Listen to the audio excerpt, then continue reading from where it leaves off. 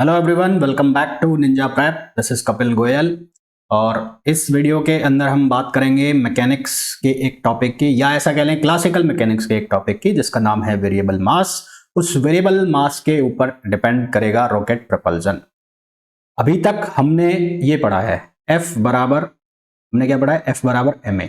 और जब ये F बराबर ma हम फॉर्मूला बनाते हैं तो हम इसमें ये कंसीडर करके चलते हैं, हम ये मानकर चलते हैं यहाँ पर जो मास है वो कांस्टेंट रहता है। परंतु जैसा कि आप टॉपिक देख रहे हैं, वेरिएबल अगर मास हो तो उस केस में क्या होगा, उस केस में किस तरह से सॉल्यूशन बनेगा, वो हम इस वीडियो के अंदर जानने वाले हैं। अगर आपने अभी तक वीडियो को लाइक नहीं किया है तो प्लीज वीडियो को लाइक कर दीजिए, चैनल को सब्सक्राइब नहीं किया है तो चैनल को सब्सक्राइब कर दीजिए और अपने फ्रेंड्स के साथ शेयर कर दीजिए। ये वीडियो उन लोगों के लिए भी इंपॉर्टेंट है जो अपने बीएससी फर्स्ट ईयर में है, जिनके सब्जेक्ट है मैकेनिक्स, उनके बीएससी फर्स्ट ईयर में, तो वहां पर उनको बहुत काम आएगा क्योंकि बहुत इंपॉर्टेंट इससे क्वेश्चन में निकलते हैं और थियोरेटिकली भी सीधा सीधा एग्जाम में पूछ लिया जाता है। तो अगर हम बात करें वेरिएबल मास कंसेप्ट की, तो यहां से आपको जो फॉर्मूला बन के आएगा वो थर्स्ट का फॉर्मूला बन के आएगा। और थर्स्ट का फॉर्मूला क्या होगा, f thrust equals to v relative upon into dm upon d. V relative into dm upon d. अब साहब सबसे पहले इस फॉर्मूला के अंदर जो चीजें लिखी हुई हैं उनको हम समझ लेते हैं कि इसका मतलब क्या है।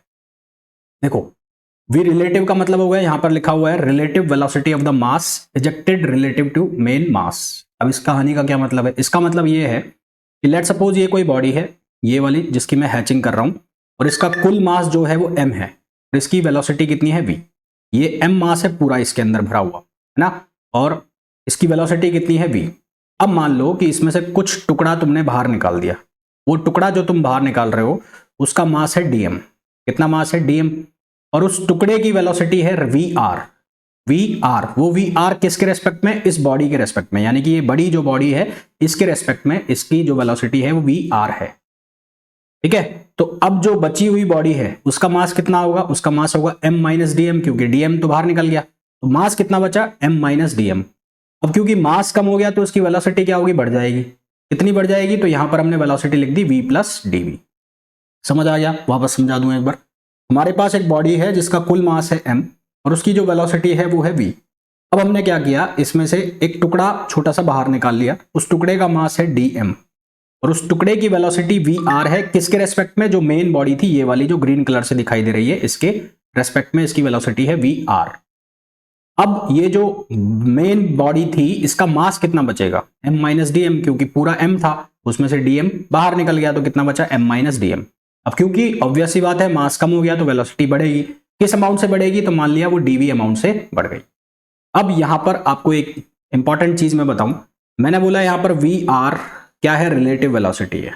क्या है, रिलेटिव वेलोसिटी है। तो रिलेटिव वेलोसिटी का कंसेप्ट क्या होता है, हमारे पास अगर दो बॉडी है, एक बॉडी है a और एक बॉडी है b, तो अगर मेरे को a की b के रेस्पेक्ट में रिलेटिव वेलोसिटी निकालनी है तो उसको लिखूंगा मैं va माइनस vb। इसी तरह से हमारे पास यहां पर दो बॉडी है, एक ये बॉडी है जिसका मास है dm और इसकी वेलोसिटी है vr, और एक बॉडी ये है जिसका मास है m माइनस डी एम और इसकी जो वेलोसिटी है वो है v प्लस डी वी। ठीक है, एक बार के लिए मैं ये मान लेता हूं कि ये है a और ये कितना है b। तो vr जो वेलोसिटी, ये वाली वेलोसिटी हमें दी हुई है जो, वो vr किसके बराबर है, वो है va माइनस vb।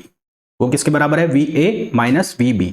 यहां पर जो ये a वेलोसिटी है और ये b वेलोसिटी है, ये किसके रेस्पेक्ट में, विद रेस्पेक्ट टू ग्राउंड। ये किसके रेस्पेक्ट में है, with respect to ground, respect to ground. ठीक है, अब हमारे पास ये वेलोसिटी यहां पे ऑलरेडी है, हमें vb जो वेलोसिटी है वो गिवन है, वो कितनी है, v plus v d v. तो vr equals to va minus v plus d v. तो अगर मैं va यानी कि इस बॉडी की वेलोसिटी निकालना चाहूं ग्राउंड के रेस्पेक्ट में, तो वो कितनी आ जाएगी, vr plus v d v. और ये जो वेलोसिटी है इसको हम कहेंगे एब्सोल्यूट वेलोसिटी। एब्सोल्यूट वेलोसिटी का मतलब होगा velocity with respect to ground. तो जो टुकड़ा हमने बाहर निकाला dm मास का, उसकी वेलोसिटी ग्राउंड के रेस्पेक्ट में, यानी कि एब्सोल्यूट वेलोसिटी कितनी आ गई, vr plus v plus dv। और यही मैंने यहां पर लिखा हुआ है, एब्सोल्यूट वेलोसिटी ऑफ dm कितनी, v plus dv plus vr। ये हमारे पास यहां पर क्या आ गई, एब्सोल्यूट वेलोसिटी आ गई a की। अब क्योंकि इस पूरे सिस्टम पर कोई एक्सटर्नल फोर्स नहीं लग रहा है, और हमने पढ़ा है अगर कोई एक्सटर्नल फोर्स नहीं लग रहा है तो उसका लीनियर मोमेंटम क्या हो जाएगा, कंजर्व हो जाएगा। हमने ये पढ़ा है कि अगर सिस्टम पर कोई एक्सटर्नल फोर्स नहीं लग रहा है तो उसका जो लीनियर मोमेंटम है वो कंजर्व हो जाएगा, रेखीय संवेग उसका संरक्षित हो जाएगा। तो अब उस रेखीय संवेग को संरक्षित कर दो, तो रेखीय संवेग मतलब इनिशियल बराबर क्या हो जाएगा, फाइनल। तो इनिशियल मोमेंटम के केस में क्या होगा, पहले तो ये पूरी एक कंबाइंड बॉडी थी तो इसका मास कितना था m और वेलोसिटी कितनी थी v। अब ये दो टुकड़ों में टूटी हुई है, एक टुकड़ा है dm और एक टुकड़ा है m माइनस dm।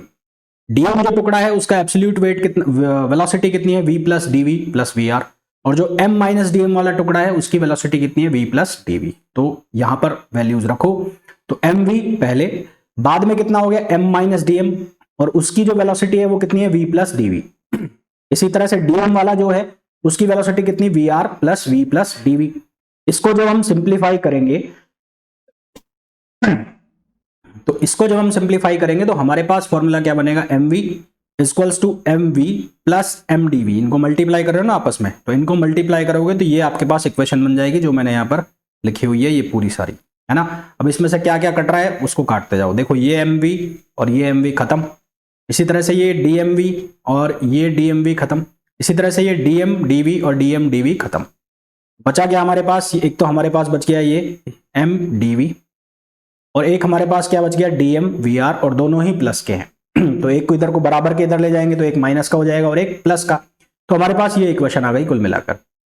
हमने इसको dt के रेस्पेक्ट में डिफरेंशिएट कर दिया, तो m dv upon dt equals to क्या हो गया, vr minus dm upon dt, क्योंकि vr dm अपॉन dt किसके बराबर है, वो m dv अपॉन dt है ना। ये क्या है, m dv अपॉन dt। अब हमने ये पढ़ा है कि जो फोर्स है, फोर्स वो किसके बराबर, m dv अपॉन dt। तो ये क्या बन रहा है, फोर्स बन रहा है। तो ये क्या हो गया यहाँ पर फोर्स, और ये फोर्स क्या कहलाएगा, थर्स्ट फोर्स। कौन सा फोर्स कहलाएगा, थर्स्ट फोर्स। तो ये जो थर्स्ट फोर्स है इसकी वैल्यू किसके बराबर आ जाएगी, यहाँ क्या लिखा हुआ है, vr minus dm upon dt, fr minus dm upon dt। ये क्या कहलाएगा, ये कहलाएगा यहाँ पर थर्स्ट फोर्स। ठीक है, क्या कहलाएगा, थर्स्ट फोर्स। अब कई बार जब इस फॉर्मूला को आप यूज करोगे तो इसमें कई बार प्लस देखने को मिलेगा, कई बार माइनस देखने को मिलेगा, वो डिपेंड करेगा कि रिलेटिव वेलोसिटी की डायरेक्शन किधर है।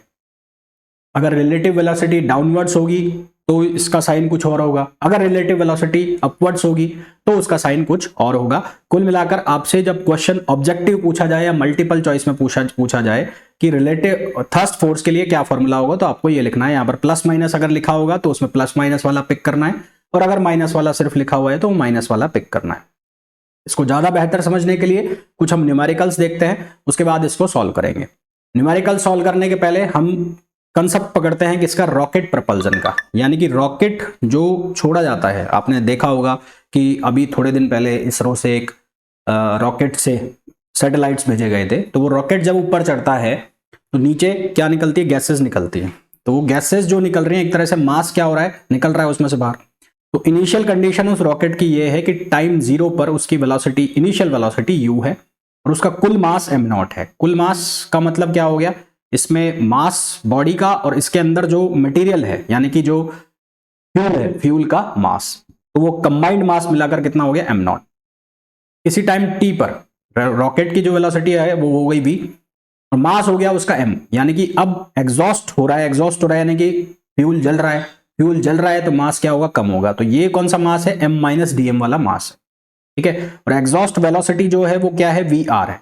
अब एग्जॉस्ट वेलोसिटी की डायरेक्शन नीचे होगी, ऑब्वियस सी बात है, नीचे आएगा। तो थर्स्ट फोर्स हम पढ़ के आए vr minus dm upon dt। अब ये थर्स्ट फोर्स की डायरेक्शन इस केस में किधर होगी, अपवर्ड्स। भाई थर्स्ट फोर्स क्या करेगा, इसको ऊपर उठाएगा, यहां से गैसेस नीचे निकलेंगी तो ये ऊपर उठेगा। ऊपर क्यों उठेगा, क्योंकि रिलेटिव वेलोसिटी जो है vr उसकी डायरेक्शन किधर है, डाउनवर्ड्स है ना। और dm अपॉन dt यानी कि मास पर यूनिट टाइम लगातार क्या हो रहा है, कम हो रहा है ना। तो कम हो रहा है तो dm अपॉन dt भी क्या हो रहा है, लेस देन 0। तो ये दोनों का जो मल्टीप्लीकेशन है dm अपॉन dt और vr, ये भी नेगेटिव और ये भी नेगेटिव, तो दोनों मिलकर क्या हो जाएंगे, पॉजिटिव हो जाएंगे। तो ये डायरेक्शन किधर जाएगी, ऊपर की तरफ। ये वाला जो साइन है ये साइन यहां पर रहेगा ही रहेगा। तो यहां पर ये जो फोर्स की डायरेक्शन है ft, ये किधर की तरफ जाएगा, ऊपर की तरफ। अब यहां पर अगर हम न्यूटन लॉ लगाएं तो न्यूटन्स लॉ के अकॉर्डिंग जो नेट फोर्स है वो किधर की तरफ होगा, एक फोर्स इस पर ऊपर की तरफ है और एक इस रॉकेट का वेट जो है वो नीचे की तरफ होगा। तो थ्रस्ट फोर्स तो इस पर ऊपर की तरफ होगा और नीचे की तरफ क्या होगा, वेट। अब रॉकेट की जो मोशन होगी वो किधर की तरफ होगी, अपवर्ड डायरेक्शन में। तो न्यूटन्स लॉ के अकॉर्डिंग एफ नेट क्या होगा, एफ टी माइनस डब्ल्यू। रॉकेट का वेट क्या होगा, डब्ल्यू इक्वल्स टू एम जी। डब्ल्यू इक्वल्स टू एम जी। यहां याद रखने वाली बात यह है, ये एम कौन सा है, जब ये ऊपर उठ रहा है। जब ये ऊपर उठ रहा है यानी कि जब इसका मास रिड्यूस हो गया है तो वो वाला मास आपको कंसीडर करना है। तो यहां पर हमने ये वैल्यू सारी सब्सटीट्यूट कर दी। उसके बाद क्योंकि ए बराबर होता है एफ अपॉन एम, है ना, और ए बराबर होता है एफ अपॉन एम, यानी कि कुल मिलाकर मैंने एम से पूरी इक्वेशन को डिवाइड कर दिया, इसको भी डिवाइड कर दिया और इसको भी डिवाइड कर दिया। तो यहां से एम कैंसिल आउट, यहां क्या हो गया, वी आर अपॉन एम। ए को हम क्या लिख सकते हैं, ए को हम लिख सकते हैं डीवी अपॉन डी। तो हमारे पास ये इक्वेशन बन के आ गई। अब हमने क्या किया, हमने इसको इंटीग्रेट कर दिया। ये इंटीग्रेट किसके रेस्पेक्ट में, टी के रेस्पेक्ट में। तो ये वाला पोर्शन 0 से v तक इंटीग्रेट हो गया। इसी तरह से वी आर यहां बच गया dm upon m. dm upon m, dm upon m कहां से कहां तक, इनिशियल मास कितना था m0 और फाइनल मास कितना है m, फिर माइनस जी डी टी, 0 से और t तक। जब इसको इंटीग्रेट करेंगे हम तो हमारे पास फॉर्मूला बन के आएगा v equals to u minus g t plus v r l n m not upon M.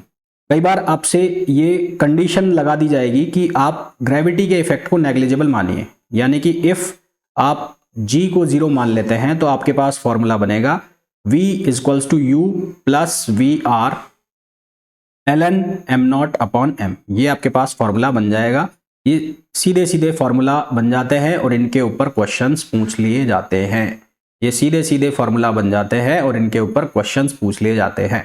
Questions कैसे पूछे जाते हैं वो देख लेते हैं। जैसे कि आपको एक क्वेश्चन यहां पर दिया है, mass of empty rocket. Empty rocket यानी कि खाली रॉकेट का मास है 5000, इन विच फ्यूल ऑफ मास 40,000।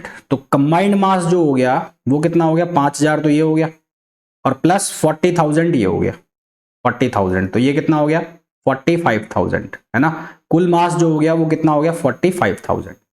उसके बाद एग्जॉस्ट गैस की जो वेलोसिटी है यानी कि वी आर कितना दे रखा है 2 किलोमीटर पर सेकेंड। 2 किलोमीटर पर सेकेंड का मतलब कितना है 2 × 10³ मीटर पर second.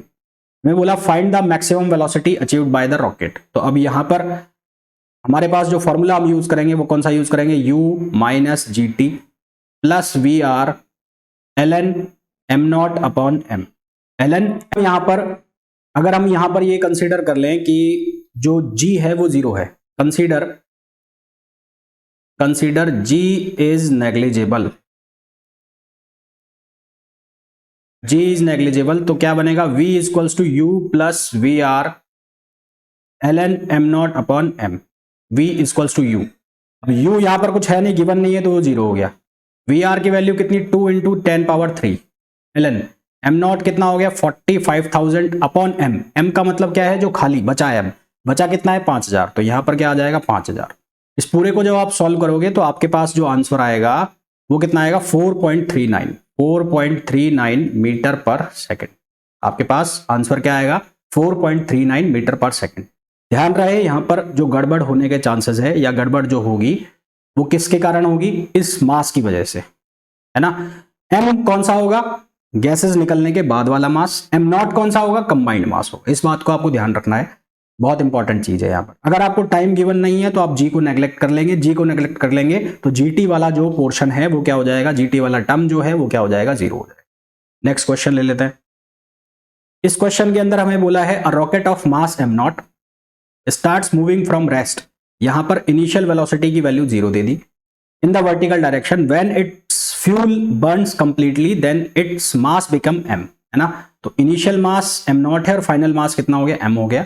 And its velocity reaches to v, velocity कहां तक पहुंच जाती है v तक। Find the value of m, m की वैल्यू हमें बतानी है। देखो भाई, तो हमारे पास v equals to formula u minus g t plus v r l n m not upon m. ये चीज 0 है और इसको भी आपने 0 कंसीडर कर लिया।